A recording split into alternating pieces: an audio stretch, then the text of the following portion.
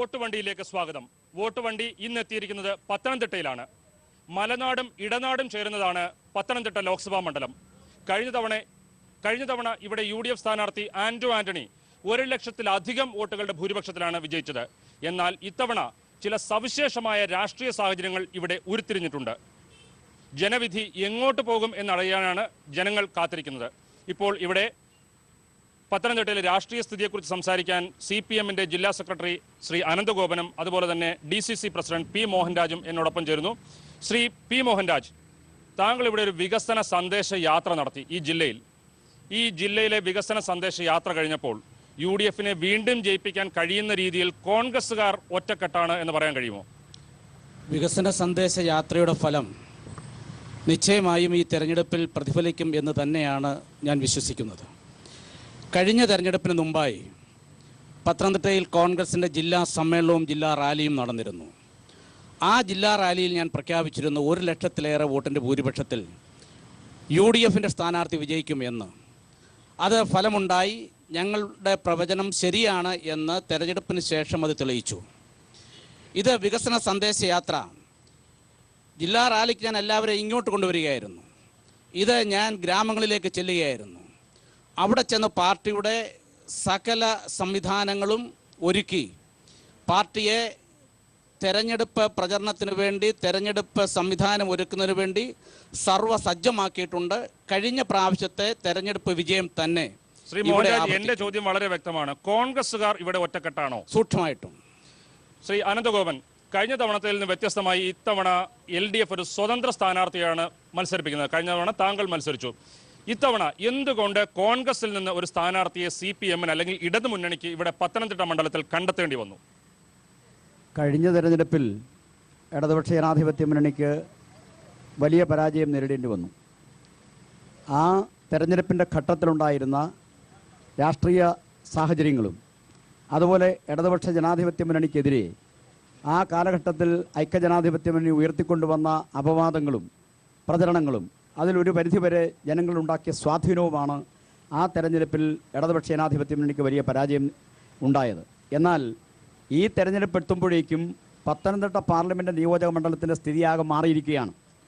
2011 നടന്ന നിയമസഭാ തെരഞ്ഞെടുപ്പിൽ ഈ പത്തനംതിട്ട നിയോജക മണ്ഡലത്തിൽ ഇടതുപക്ഷ ജനാധിപത്യ മുന്നണി UDF-നേക്കാൾ 4000 വോട്ടിന് മുന്നിൽ നിൽക്കുകയാണ്. അതുമാത്രവുമല്ല, ഈ തെരഞ്ഞെടുപ്പിൽ പ്രത്യേകതയെന്ന് പറയുന്നത് ഇവിടെ കേന്ദ്ര സംസ്ഥാന സർക്കാരുകളുടെ ജനദ്രോഹ നയങ്ങൾ 4000 വോട്ടുകൾക്ക് മുന്നിട്ട് നിന്നിട്ടും എന്തുകൊണ്ട് കോൺഗ്രസിന്റെ AICC മെമ്പറെ നിങ്ങൾക്ക് സ്ഥാനാർത്ഥിയായി വേണ്ടി വന്നു? അതായത് കമ്മ്യൂണിസ്റ്റ് പാർട്ടി ഓഫ് ഇന്ത്യ, മാർക്സിൻ്റെയും കമ്മ്യൂണിസ്റ്റ് പാർട്ടിയുടെയും ചരിത്രം അറിയാവുന്നവർ അതൊരു പ്രത്യേക വിഷയമായി എടുക്കുമെന്ന് ഞാൻ കരുതുന്നില്ല. കാരണം 1957 ആദ്യ കേരളത്തിൽ നടന്ന തെരഞ്ഞെടുപ്പിൽ പോലും കമ്മ്യൂണിസ്റ്റ് പാർട്ടി 5 സ്വതന്ത്ര സ്ഥാനാർത്ഥികളെ മത്സരിപ്പിച്ച് വിജയിപ്പിക്കുകയും അവരെ മന്ത്രിമാരാക്കുകയും ചെയ്ത ചരിത്രം ഈ പ്രസ്ഥാനത്തിനുണ്ട്. ഇവിടെ പ്രത്യേകിച്ച് ഈ തെരഞ്ഞെടുപ്പിൽ ഇടതുപക്ഷ ജനാധിപത്യ മുന്നണി വിജയം പൂർണ്ണമായി പ്രതീക്ഷിച്ചുകൊണ്ടാണ് അഡ്വക്കേറ്റ് ഫിലിപ്പോസ് തോമസിനെ ഇവിടെ സ്ഥാനാർത്ഥിയായി മത്സരിപ്പിക്കുന്നത്.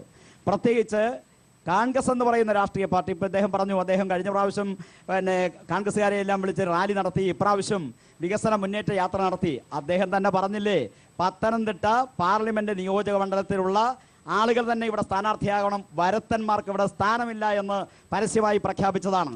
അത് മാത്രമല്ല, എനിക്കതിന് അർഹതയുണ്ട് എന്ന് പരസ്യമായി പറഞ്ഞതാണ്.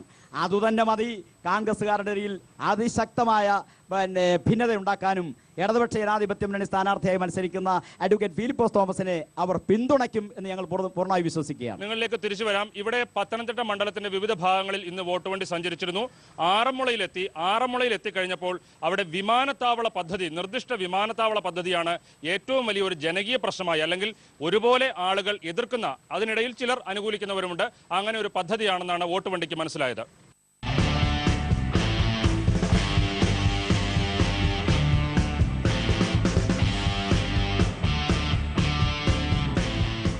വോട്ട് വണ്ടി എത്തിയിരിക്കുന്നത് ആറന്മുളയിൽ. ഈ കാണുന്നത് പാർത്ഥസാരഥി ക്ഷേത്രം. ഇവിടുത്തെ വള്ളംകളി, കണ്ണാടി എന്നിവയെല്ലാം ലോക പ്രശസ്തമാണ്. എന്നാൽ ഇത്തവണ ലോക്സഭാ തെരഞ്ഞെടുപ്പിൽ ആറന്മുള വിമാനത്താവള പദ്ധതിയാണ് ഒരു മുഖ്യ തെരഞ്ഞെടുപ്പ് വിഷയമായി മാറിയിരിക്കുന്നത്. വികസനം വന്നാൽ നാട്ടുകാർക്കും ചെറുപ്പക്കാർക്കും വലിയ അതിൻ്റെ പ്രയോജനം വരും.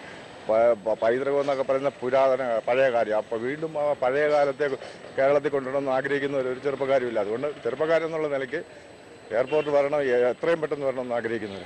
തിരുവനന്തപുരത്ത് പോണതിന് 2.5 മണിക്കൂർ കുറഞ്ഞ യാത്രയാണ്. ആ യാത്രാ ബുദ്ധിമുട്ട് ഒഴിവാക്കാൻ ഇവിടെ എയർപോർട്ട് വരുന്നത് ഏറ്റവും നല്ലതാണ്. 1500 വീടുകളോളം മാറിയെങ്കിലേ ഇവിടെ വ്യാവസായിക മേഖലയായി പ്രഖ്യാപിച്ചേക്കുകയാണ്. ആ ഒരു സ്ഥിതിക്ക് ആ വ്യാവസായിക മേഖലയെന്ന് വരുമ്പോൾ പല ആൾക്കാർക്കും ബുദ്ധിമുട്ടുണ്ടാവും. നമ്മളെ എതിർക്കുന്നില്ല, വികസനം ആവശ്യമാണെന്നുള്ളതാണ് ഞങ്ങളുടെ കാഴ്ചപ്പാട്. പക്ഷേ ആൾക്കാരെ കുടിയൊഴിപ്പിക്കാതെ വേണമെന്നുള്ളൊരു അഭിപ്രായമുണ്ട്. ഇവിടുത്തെ ഈ ജലാശയങ്ങൾ, ഇവിടുത്തെ പുഞ്ചപ്പാടങ്ങളും ഇവിടുത്തെ വെള്ളം കെട്ടിക്കിടക്കുന്ന ഈ പുഞ്ചകളെല്ലാം നികത്തി കഴിഞ്ഞാൽ ഇവിടെ ഒരു തുള്ളി വെള്ളം ഇവിടുത്തെ കിണറുകളിൽ ഉണ്ടാകത്തില്ല. ഏകദേശം 12ഓളം നിയമ ലംഘനങ്ങളുടെ ഒരു ഘോഷയാത്രയാണ് ഈ വിമാനത്താവള പദ്ധതി. ഇവിടെ നമ്മുടെ നിലവിലെ ഭൂപരിധി നിയമമുണ്ട്, ഭൂസംരക്ഷണ നിയമമുണ്ട്, നെൽവയൽ തണ്ണീർത്തട സംരക്ഷണ നിയമമുണ്ട്. ആ നിയമങ്ങളെല്ലാം ലംഘിച്ചുകൊണ്ട് അതിനെല്ലാം അട്ടിമറിച്ചുകൊണ്ടാണ് ഇവർ മുന്നോട്ട് പോകുന്നത്. വികസന പദ്ധതി എന്ന് പറയുന്നത് അനുകൂലിക്കുന്നത് അവരുടെ ജന്മനാടല്ലല്ലോ. അവർക്ക് നഷ്ടം വന്നെങ്കിലല്ലേ അവർക്ക് വേദന വരുള്ളൂ. ഇത് ഞങ്ങളുടെ ജന്മനാടാണ്, ഞങ്ങൾക്ക് ഇവിടെ വികസനമേ വേണ്ട. നിയമ പാരിസ്ഥിതിക പ്രശ്നങ്ങൾക്കപ്പുറം ആറന്മുള ക്ഷേത്രവുമായി ബന്ധപ്പെട്ടും വിമാനത്താവളത്തിനെതിരെ വലിയ എതിർപ്പുണ്ടായിട്ടുണ്ട്. എന്താണ് നിങ്ങൾ ഈ വിമാനത്താവള പദ്ധതി എതിർക്കുന്നതിന് കാരണം? കൊടിമരത്തിന്റെ ഉയരം കുറയ്ക്കണമെന്ന് പറയുന്ന, വടക്കേ ഗോപുരം എടുത്ത് മാറ്റണമെന്ന് പറയുന്ന ഛിദ്രശക്തികളെ എതിർത്ത് തോൽപ്പിക്കുക എന്ന ഒറ്റ മാർഗമാണ് ഞങ്ങളുടെ നാട്ടുകാരിലുള്ളത്. ഹൈറ്റ് ഇപ്പം 43 മീറ്ററോളം ഉണ്ട്. അത് വെട്ടിക്കുറച്ച് 23 മീറ്റർ ആകണമെന്ന് അവർ പറയുന്നത്. അതൊരു കാരണവശാലും ഭക്തങ്ങൾ സമ്മതിക്കത്തില്ല. ക്ഷേത്രമായിട്ട് ബന്ധപ്പെട്ടോ ആറന്മുളയ്ക്ക് ഒരു വികസനമായിട്ടുള്ള എയർപോർട്ടോ ഇവിടെ ആരും അനുവദിക്കത്തില്ല.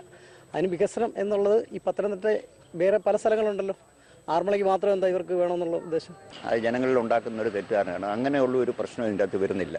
കാരണം വെച്ച് കഴിഞ്ഞാൽ ഇത് ആറന്മുള ക്ഷേത്രവുമായിട്ട് ബന്ധപ്പെടുകയാണെങ്കിൽ അങ്ങനെ വന്നു കഴിഞ്ഞാൽ ഞങ്ങളൊക്കെ അതിനകത്ത് എതിർപ്പ് വരുന്ന. പക്ഷേ ഇത് അതുമായിട്ട് യാതൊരു ബന്ധമില്ല. ഇത് തെറ്റിദ്ധരിപ്പിച്ച് ജനങ്ങളെ തെറ്റിദ്ധരിപ്പിച്ച് ഇങ്ങനൊരു പ്രസ്ഥാനം വരുന്നത്. താവളം വന്ന അത് അങ്ങനെ ഒരിക്കലും ക്ഷേത്രത്തെ ബാധിക്കുമെന്ന് എനിക്ക് ഒരിക്കലും പ്രതീക്ഷിക്കുന്നില്ല. അടിസ്ഥാന പ്രശ്നങ്ങൾക്കപ്പുറം ആറന്മുളയിൽ വിമാനത്താവളം വേണമോ വേണ്ടയോ എന്ന ഒറ്റ പ്രശ്നത്തിൽ ചുറ്റിത്തിരിയുകയാണ് പത്തനംതിട്ടയിലെ തെരഞ്ഞെടുപ്പ് രാഷ്ട്രീയം. ഒരു കാര്യം ഓർക്കണം, ആറന്മുളയ്ക്ക് അപ്പുറവുമുണ്ട് പത്തനംതിട്ട ലോക്സഭാ മണ്ഡലം. നാളെ വോട്ടുവണ്ടി ആലപ്പുഴ ജില്ലയിൽ.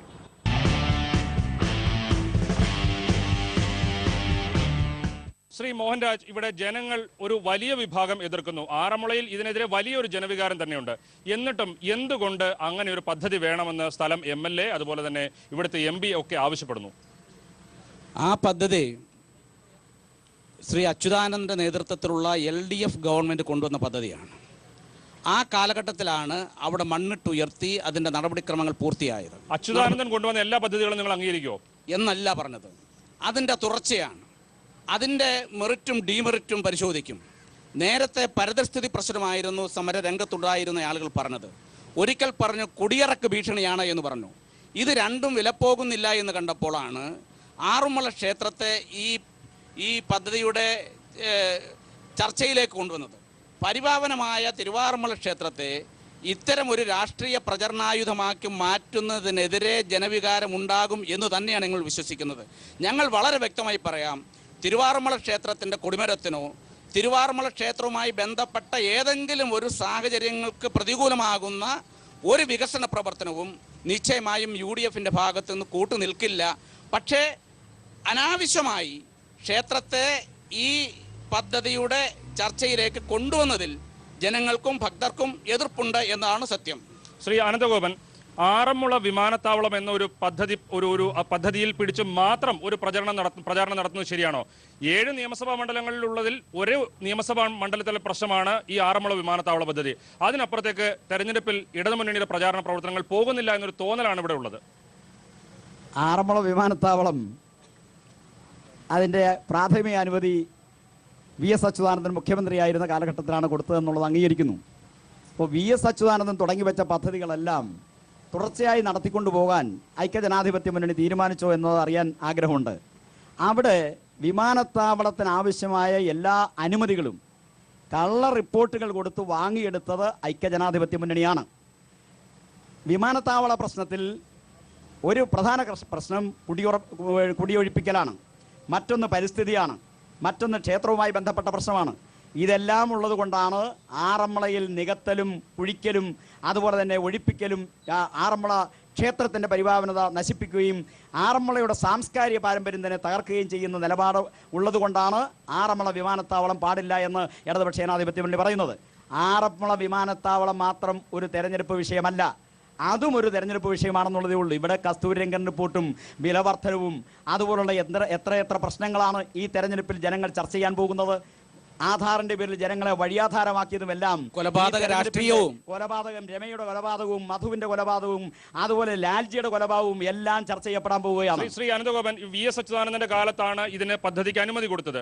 ഇപ്പോൾ ആറന്മുള ക്ഷേത്ര സംരക്ഷണം എന്നത് ഉൾപ്പെടെയുള്ള പ്രശ്നങ്ങൾ ഉയർത്തി CPM അടക്കം ഈ സമരത്തിന് പിന്നിൽ നിൽക്കുന്നതിൽ യഥാർത്ഥത്തിൽ ക്ഷേത്ര സംരക്ഷണം അല്ലെങ്കിൽ പൈതൃക സംരക്ഷണമാണോ അതോ തെരഞ്ഞെടുപ്പാണോ?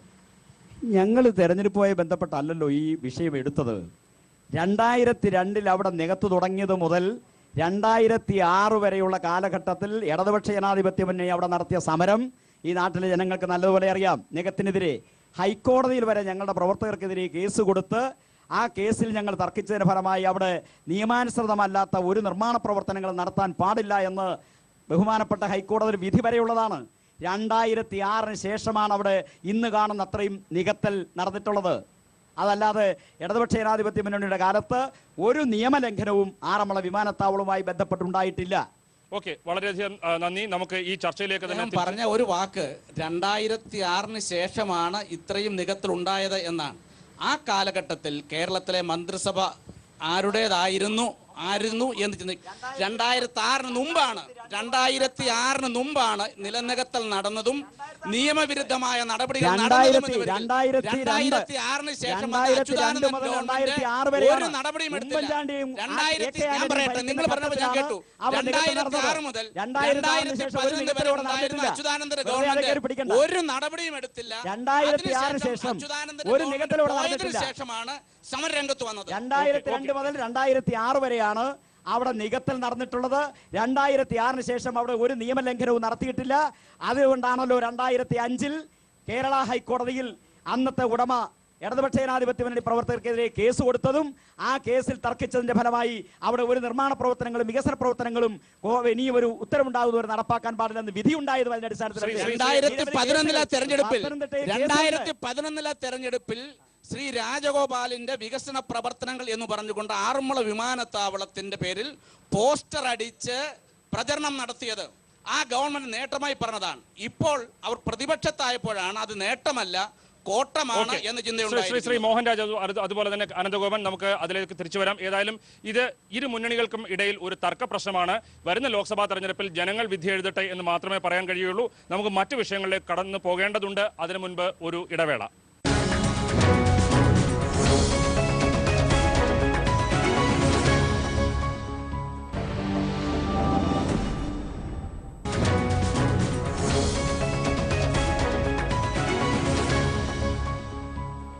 പത്തനംതിട്ട മണ്ഡലത്തിലെ ആറന്മുള വിമാനത്താവളം എന്നതിന് അപ്പുറത്തേക്ക് മറ്റു ചില പ്രശ്നങ്ങൾ എന്താണ് എന്ന് അറിയേണ്ടതുണ്ട്. ശ്രീ അനന്തഗോപൻ, ഇടതുമുന്നണി ഈ ആറന്മുള വിമാനത്താവളത്തിന് അപ്പുറമുള്ള ചില രാഷ്ട്രീയ പ്രശ്നങ്ങൾ ഉയർത്തുന്നുണ്ട് എന്ന് പറഞ്ഞു. അത് പ്രധാനമായും എന്താണ്? വളരെ ചുരുക്കി. ഒന്ന്, പ്രധാനമായും കേന്ദ്ര ഗവൺമെന്റിന്റെ ജനവിരുദ്ധ നയങ്ങളുടെ ഫലമായി ഉണ്ടായിക്കൊണ്ടിരിക്കുന്ന കടുത്ത വിലവർദ്ധനവ്, ജനങ്ങളുടെ ജീവിതമാകെ തന്നെ ദുരിതപൂർണമായിക്കൊണ്ടിരിക്കുകയാണ് വിലവർദ്ധനവിന്റെ ഫലമായി. അതിന് ആശ്വാസമെത്തിക്കാനുള്ള യാതൊരു നടപടിയും സ്വീകരിക്കാത്ത കേന്ദ്ര സംസ്ഥാന ഗവൺമെൻറ്റുകളുടെ നിലപാടുകളിൽ ഈ കേരളത്തിലെ ജനങ്ങൾ, ഇന്ത്യ രാജ്യത്തെ ജനങ്ങൾ ശക്തമായി പ്രതികരിക്കുമെന്നതാണ് ഒന്ന്. മറ്റൊന്ന്, ഇന്ത്യ രാജ്യം കണ്ടിട്ടുള്ളതിൽ വെച്ച് ഏറ്റവും വലിയ അഴിമതിക്കാരുടെ പാർട്ടിയായി കോൺഗ്രസ് മാറിയില്ലേ? കോൺഗ്രസും അതിൻ്റെ ഭരണവും 5.25 ലക്ഷം കോടി രൂപയുടെ അഴിമതി. ആ അഴിമതി കഥകൾ ഈ നാട്ടിലെ ജനങ്ങൾ നല്ലതുപോലെ മനസ്സിലാക്കുന്നുണ്ട്. അഴിമതിക്കാരായിട്ടുള്ളവരെ പിന്തുണയ്ക്കാൻ കേരളത്തിലെ പ്രബുദ്ധരായ ജനങ്ങൾ, ഇന്ത്യ രാജ്യത്തെ ജനങ്ങൾ തയ്യാറാവുകയില്ല. അതും അഴിമതിയും ഈ തെരഞ്ഞെടുപ്പിലെ പ്രധാന വിഷയങ്ങളാവും. നമ്മുടെ മണ്ഡലത്തെ സംബന്ധിച്ചിടത്തോളം കേരളത്തിലെ ഗവൺമെൻറ്റിൻ്റെ ചെയ്തികളും കേന്ദ്ര ഭരണാധികാരികളുടെ ചെയ്തലും ഒരേ രീതിയായതുകൊണ്ട് ഞാനതിന് കൂടുതൽ വിശദീകരണത്തിലേക്ക് പോകുന്നില്ല. നമ്മുടെ മണ്ഡലത്തെ സംബന്ധിച്ചിടത്തോളം കഴിഞ്ഞ 5 വർഷക്കാലത്തെ UDFന്റെ MP-യുടെ പ്രവർത്തനം എന്ന് പറയുന്നത് തികച്ചും നിഷ്ക്രിയവും നിസ്സംഗവുമായ പ്രവർത്തനങ്ങളായിരുന്നു. യാതൊരു ശ്രദ്ധേയമായ വികസന പ്രവർത്തനങ്ങളും ഈ ജില്ലയിൽ നടത്താൻ കഴിയാത്ത വന്ന ഒരു MP-ആയി മാറുകയാണ് UDFന്റെ MP ചെയ്തിട്ടുള്ളത്. ഇവിടെ ഉണ്ടായിരുന്ന 2 ഓഫീസുകൾ പ്രധാനമായിട്ടും ഈ പത്തനംതിട്ട പ്രവാസികളുടെ നാടാണ്. ആ പ്രവാസികൾ ഏറെയുള്ള നാട്ടിൽ ധാരാളം ആളുകൾ വിദേശത്ത് ജോലി തേടി പോകുന്നു. ബന്ധുക്കളായിട്ടുള്ള ആളുകൾ ധാരാളം വിദേശത്തേക്ക് പോകുന്നു. അങ്ങനെയുള്ള ഈ നാട്ടിലുണ്ടായിരുന്ന ഒരു പാസ്പോർട്ട് സെല്ല്, ആ പാസ്പോർട്ട് സെല്ല് കൊല്ലത്തേക്ക് മാറ്റിക്കൊണ്ടുപോയിട്ട് അതിനെതിരെ ഒരു നടപടിയും സ്വീകരിക്കാൻ കഴിയാത്ത ഒരു MP ആയി അദ്ദേഹം മാറുകയാണ്. 70 പാസ്പോർട്ട് സേവാ കേന്ദ്രങ്ങൾ അനുവദിച്ചിട്ട് മലപ്പുറത്ത് 2 പാസ്പോർട്ട് സേവാ കേന്ദ്രം ഉണ്ടായിട്ടും നമ്മുടെ ജില്ലയിൽ ഒരു പാസ്പോർട്ട് സേവാ കേന്ദ്രം പോലും തുടങ്ങാൻ കഴിഞ്ഞില്ല. നബാർഡിൻ്റെ ഓഫീസ് നമ്മുടെ ജില്ലയിൽ ഉണ്ടായിരുന്നതാണ്. ആ നബാർഡിൻ്റെ ഓഫീസ് ഇവിടെ നിന്ന് കടത്തിക്കൊണ്ടുപോയിട്ട് അതിനെതിരെ ഒരു നടപടിയും സ്വീകരിക്കാൻ കഴിഞ്ഞിട്ടില്ല. റെയിൽവേ വികസനമെന്ന് നിരന്തരമായി പ്രഖ്യാപനങ്ങളും ആ വാഗ്ദാനങ്ങൾ നടത്തുകയല്ലാതെ റെയിൽവേ വികസന കാര്യത്തിൽ 1 ഇഞ്ച് പോലും മുന്നോട്ട് പോകാൻ കഴിഞ്ഞിട്ടില്ല. ആകെയുള്ള ഒരു റെയിൽവേ സ്റ്റേഷനിലൂടെ കടന്നു പോകുന്ന 14 ട്രെയിനുകൾക്ക് സ്റ്റോപ്പ് പോലും അനുവദിപ്പിക്കാൻ അദ്ദേഹത്തെ കൊണ്ടായിട്ടില്ല. ശബരിമല പാത, ആ ശബരിമല പാതയുടെ അലൈൻമെന്റ് പോലും പൂർത്തിയാക്കാൻ ഇടപെടാൻ അദ്ദേഹത്തിന് കഴിഞ്ഞിട്ടില്ല. ആധാറിന്റെ പേരിൽ ജനങ്ങളെ വഴിയാധാരമാക്കിയ സമീപനമാണ് അദ്ദേഹം സ്വീകരിച്ചത്. ഇങ്ങനെ വളരെ നിഷ്ക്രിയനായ ഒരു MP ആയിരുന്നു ഉണ്ടായിരുന്നതെന്നാണ് CPM ആരോപിക്കുന്നത്. ഞാൻ പറയട്ടെ, ശ്രീ ആന്റണിയുടെ കാലത്താണ് പത്തനംതിട്ടയിൽ കേന്ദ്രീയ വിദ്യാലയം രണ്ടാമത് ഒന്ന് അനുവദിച്ചത്. ആദ്യം അടൂരിൽ ശ്രീ കൊടിക്കുന്നിൽ കാലത്താണ്. ഞാൻ പറയട്ടെ, ശ്രീ കൊടിക്കുന്നിൽ സുരേഷിൻ്റെ കാലഘട്ടത്തിൽ അടൂരിൽ ഒരു കേന്ദ്രീയ വിദ്യാലയം ഉണ്ടായി. കഴിഞ്ഞ 5 വർഷമേ ആയുള്ളൂ പത്തനംതിട്ട ഒരു പാർലമെൻറ്റ് മണ്ഡലമായിട്ട്. ആ പാർലമെൻറ്റ് മണ്ഡലത്തിൽ അദ്ദേഹം രണ്ടാമത് ഒരു കേന്ദ്രീയ വിദ്യാലയം കൊണ്ടുവന്നു. ഞങ്ങൾ MP ഒന്നും ചെയ്തില്ല എന്ന് പറയുമ്പോൾ തന്നെ മറുചോദ്യം കൂടെ ഒന്ന് ചോദിക്കട്ടെ. ഇതിനു മുമ്പ് MP മാരുണ്ടായിരുന്നു. പത്തനംതിട്ട പാർലമെൻറ്റിൽ MP ഉണ്ടായിരുന്നില്ല. അപ്പുറത്ത് സുജാതയുണ്ടായിരുന്നു, ഇപ്പുറത്ത് LDFിൻ്റെ ആയി ശ്രീ ഫ്രാൻസിസ് ജോർജ് ഉണ്ടായിരുന്നു, അപ്പുറത്ത് ശ്രീ ചെങ്ങറ സുരേന്ദ്രൻ ഉണ്ടായിരുന്നു. എന്താണ് MP മാരുടെ വികസന പ്രവർത്തനങ്ങൾ ഇടതുപക്ഷ മുന്നണിയുടെ MP ഉണ്ടായിരുന്ന കാലത്ത് കൊണ്ടുവന്നത്? ഒന്ന്, പാസ്പോർട്ട് സേവാ കേന്ദ്രത്തിൻ്റെ തീരുമാനമെടുത്തത് എന്നാണ്? ആര് MP ആയിരുന്നപ്പോഴാണ്? ശ്രീ ആന്റണി MP ആയതിനു ശേഷമാണോ ഇതിന്റെ നടപടികൾ ഉണ്ടായത്? എന്തിനെ പ്രകോപിപ്പിക്കുന്നത്? ഞാൻ പറയട്ടെ, അതിനുശേഷമല്ലല്ലോ 3 MP ഇവിടെ ഉണ്ടായപ്പോൾ പത്തനംതിട്ടയിൽ ഒരു പാസ്പോർട്ട് സേവാ കേന്ദ്രം വേണം എന്ന് കഴിഞ്ഞ ഗവൺമെന്റ് കാലത്ത് എഴുതി കൊടുക്കാൻ പോലും കഴിയാതിരുന്ന ആളുകളാണ്. ഇപ്പോൾ ഇദ്ദേഹം പറയുന്നു തിരുവല്ലയിൽ ട്രെയിനിന്റെ സ്റ്റോപ്പുകളില്ല. നേരത്തെ ഉണ്ടായിരുന്ന സ്റ്റോപ്പുകൾ ഏതെങ്കിലും ഇപ്പോൾ ഇല്ലാതായിട്ടുണ്ടോ? സുജാത MP ആയിരുന്ന കാലത്ത് അനുവദിച്ച ഏതെങ്കിലും സ്റ്റോപ്പുകൾ ഇല്ലാതായിട്ടുണ്ടോ? സ്വന്തം തെറ്റുകൾ മറച്ചുവെക്കാനും മറ്റുള്ള ആളുകളെ കുറ്റം പറയാനും വേണ്ടി മാത്രമായി ഈ തെരഞ്ഞെടുപ്പ് പ്രചരണ കാലഘട്ടം മാറ്റാൻ പാടില്ല. ശ്രീ മോഹൻരാജ്, ഞങ്ങൾ ഇന്ന് തിരുവല്ല റെയിൽവേ സ്റ്റേഷൻ, അതായത് പത്തനംതിട്ട ജില്ലയിലായാലും പത്തനംതിട്ട ലോക്സഭാ മണ്ഡലത്തിലായാലും ഉള്ള ഏക റെയിൽവേ സ്റ്റേഷനായ തിരുവല്ല റെയിൽവേ സ്റ്റേഷനിൽ പോയിരുന്നു. അവിടെ യാത്രക്കാരുമായി സംസാരിച്ചു. അവിടെ കണ്ടത്, അല്ലെങ്കിൽ യാത്രക്കാരിൽ നിന്ന് അറിഞ്ഞ പ്രതികരണം, അവർക്ക് വേണ്ട രീതിയിലുള്ള സൗകര്യങ്ങളായാലും മറ്റ് ട്രെയിൻ നിർത്തുന്നത് ഉൾപ്പെടെയുള്ള സൗകര്യങ്ങളായാലും ഇല്ല എന്നാണ്. എന്തുകൊണ്ട് പരിസരത്തുള്ള, അതായത് ഈ പത്തനംതിട്ട മണ്ഡലത്തിന് പുറത്തുള്ള മണ്ഡലങ്ങളിൽ അവിടെ കൂടുതൽ സ്റ്റോപ്പുകൾ വരുന്നു? കൊടിക്കുന്നിൽ സുരേഷിന്റെ മണ്ഡലത്തിൽ അടക്കം പുതിയ സ്റ്റോപ്പുകൾ അനുവദിച്ചിട്ടുണ്ട്. എന്തുകൊണ്ട് ഇവിടുത്തെ MP കൂടുതൽ സ്റ്റോപ്പുകൾ അനുവദിപ്പിക്കാൻ കഴിഞ്ഞില്ല തിരുവല്ലയിൽ? ചില സൂപ്പർ ഫാസ്റ്റ് ട്രെയിനുകൾ, ആ സൂപ്പർ ഫാസ്റ്റ് ട്രെയിനുകൾ കൊല്ലം കഴിഞ്ഞാൽ കോട്ടയത്താണ് സ്റ്റോപ്പുള്ളത്. ചെങ്ങന്നൂരിൽ സെൻട്രൽ ട്രാവൻകൂറിന് മിഡിൽ പോയിന്റ് ആയതുകൊണ്ട് അതിനുശേഷം 10 കിലോമീറ്ററിന് അപ്പുറത്തുള്ള തിരുവല്ലയിലോ അതിനുശേഷം 10 കിലോമീറ്ററിന് ശേഷമുള്ള ചങ്ങനാശ്ശേരിയിലോ ആ സ്റ്റോപ്പുകളില്ല.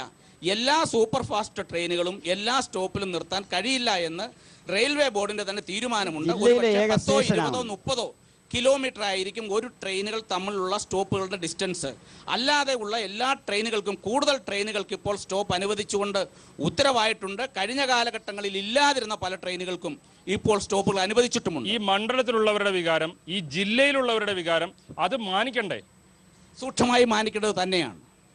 അതിനെന്തെങ്കിലും നടപടി ഉണ്ടാകുമോ? നിശ്ചയമായും ഉണ്ടാകും. ഈ പൊതുവികാരത്തെ മാനിച്ചുകൊണ്ട് ശ്രീ ആന്റണി ഇനി MP ആകുമ്പോൾ കൂടുതൽ സ്റ്റോപ്പുകൾ അനുവദിക്കാനുള്ള തീരുമാനത്തിന് പാർട്ടി കൂടി അദ്ദേഹത്തിൽ സമ്മർദ്ദം ചെലുത്തുന്നതാണ്. ഓക്കെ, ശ്രീ അനന്തഗോപൻ, ഇതല്ലാതെ പത്തനംതിട്ട മണ്ഡലത്തിലെ പ്രശ്നങ്ങളല്ലാതെ പൊതുവെ LDF മെച്ചം എന്ന രീതിയിൽ എന്ത് വിഷയങ്ങളാണ് കാണുന്നത് പൊതുരാഷ്ട്രീയത്തിൽ? ഞാൻ ആദ്യം പറഞ്ഞ 2 വിഷയങ്ങൾ ഞാൻ പറഞ്ഞു.